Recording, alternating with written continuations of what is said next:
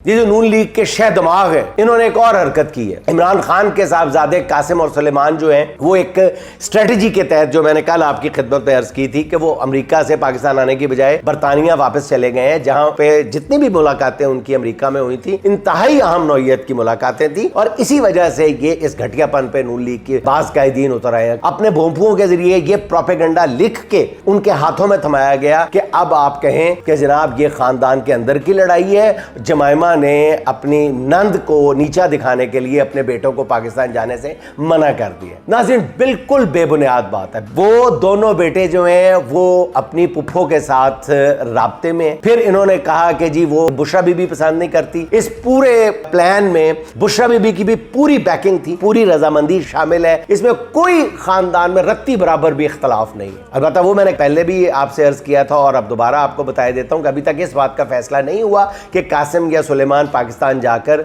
जलसे जुलूसों की क़यादत करेंगे फिजिकली, लेकिन वो सब कुछ करेंगे जो वो अपने असर रसूख को इस्तेमाल करके कर सकते हैं। वो पाकिस्तान आएंगे और हुकूमत की किसी मर्जी और मंशा के बिल्कुल बरखिलाफ जाकर वो अपने बाप से मुलाकात करने जाएंगे। अगर हुकूमत ने यह कोशिश की कि हेलीकॉप्टर में डालकर या काले शीशों वाली गाड़ी में बंद करके उनको बाप से रात की तारीखे में मिला दिया जाएगा, तो ये मैं नाज़रीन अभी बता दूं आपको कि कासिम और सुलेमान इससे साफ इनकार कर देंगे। ये तय हो चुका है।